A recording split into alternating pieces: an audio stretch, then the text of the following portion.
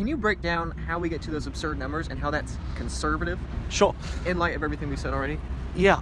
So if you, the $7 billion number is really, it's not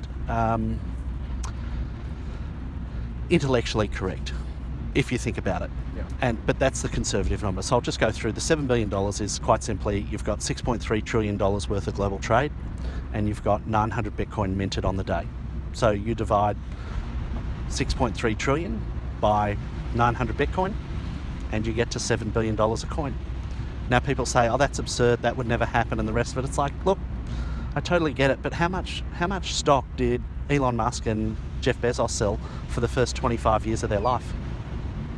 In Jeff Bezos's case, he sold precisely zero because he had the best asset ever, and then he could get whatever he wanted by using that and leveraging that to then go and purchase what he needed.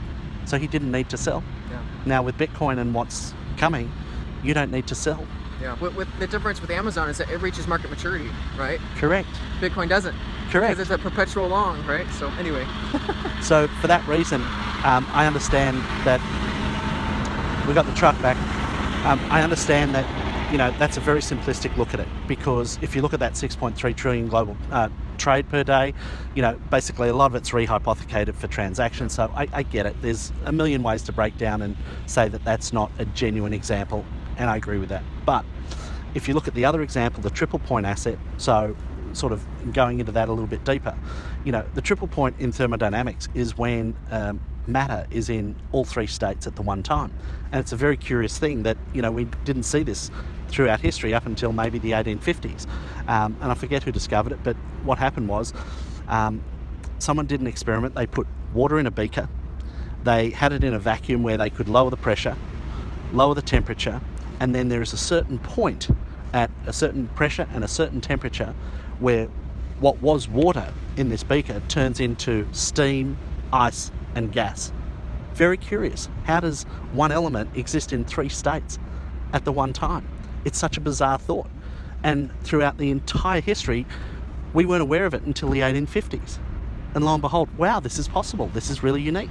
And that, that flashpoint of an inception of an idea and a complete paradigm shift in what we thought was possible is what I think Bitcoin is to money, in that it's the first triple point asset. It's the first asset that exists in those three states at the one time. And then when you have that one asset in three states at the one time, you have competitive tension to be purchased and used. And so all of a sudden, that competition creates an exponential. Yeah. And so if you think 7 billion is outrageous, the thinking I've got on the triple point is that it should be store of value multiplied by medium of exchange multiplied by unit of account. And in which case, money is irrelevant anyway, and we're back to what Jeff Booth says, that you can't value the new system from within the existing. Yeah. It's a complete paradigm shift. Yeah, I think I think to clarify, so 7 billion current halving, then next year 14. Yeah, 14 billion. 5 years from now, 28 billion. And then, so then we're getting hundreds of billions in the 2030s. And that model is just this oversimplistic way of trying to communicate this to our fiat brains. And what you're saying is really many orders of magnitude greater than that in purchasing power, just because it won't even be relevant anymore. Correct. Yeah. And people don't understand how few people own Bitcoin now. Yeah. These Bitcoin whales, they probably 15 million of the 20 million supply was bought for less than $1,000. Yeah. Do they need to sell? Yeah. No, they would have sold by now. Yeah. They might want to do X, Y, or Z, and this is where, it's really important to understand that, price is determined at the margin and market cap is downstream of price. People can't comprehend the market cap, but the market cap's really irrelevant. And I think something too is that people look at that and they say, oh, there's not many coins left, but they fail to understand that it will just continue to be that whales with exponential. Like right now, people with 100,000 or 10,000 coins are major whales. In a couple of years, people with 100 or 1,000 coins, they'll be the whales. And then people with 1 coin will be the whales. And then people with a 10th of a coin or a 100th of a coin or a 1,000th of a coin. We just go out and out and out, cycle after cycle, decade after decade. And I don't think even most Bitcoiners that own Bitcoin today realize the true magnitude of what they own. Like if they own a 10th of a Bitcoin, that's a whale amount of sats. You know, that's 10 million sats, which, you know, in 50 years or 100 years, which many people holding it, that's their lifetime, or that's their kid's lifetime. It's like, that's an absurd amount of value. I mean, you know, the simple way to think about it is just divide it by global prosperity. And perhaps even your thought experiment of multiplying the three together should have the fourth component multiplied of future prosperity. You know, future prosperity is 10x, right? Yep. Then maybe it should be multiplied 10x depending where we're going out in the future. So anyway, it's crazy to think about. So it presents a huge challenge to the traditional system and how we think about things. And one of the points that you raised, which I thought, you know, I credit you with having such a fabulous reason for being for Bitcoin that I think everyone needs to hear on the technology front. And one thing I think about is, you know, you talk about life getting better, exponentially better, and I agree with that wholeheartedly. And one thing that sort of runs through my head is, if life is getting exponentially better, then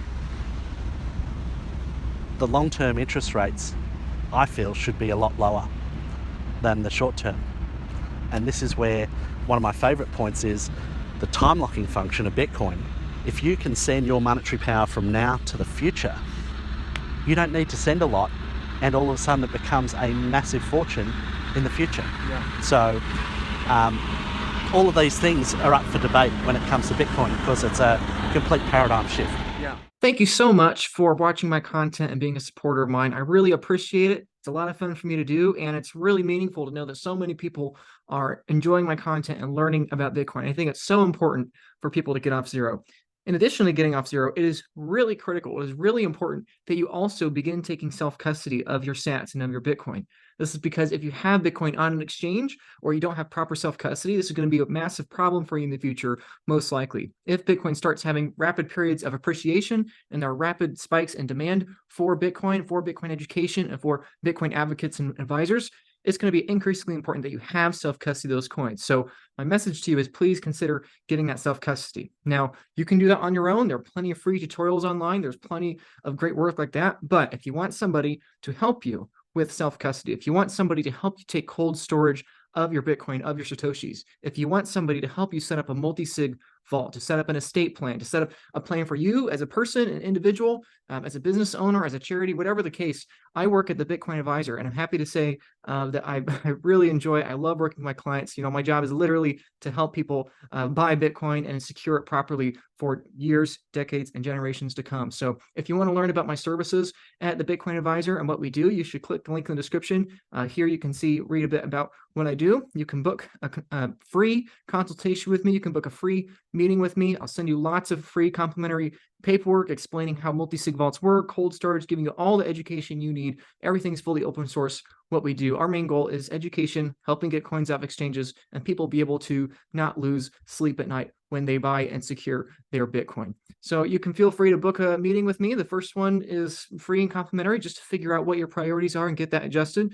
But if that's something that could be used to you, I really highly encourage you to take self-custody, whether that's with me or not. Please just do it. But for the many of you that probably will eventually want a multi-sig collaborative custody vault, the Bitcoin Advisor could be the place to go. And so click the link in the description, check that out. Really appreciate your time. And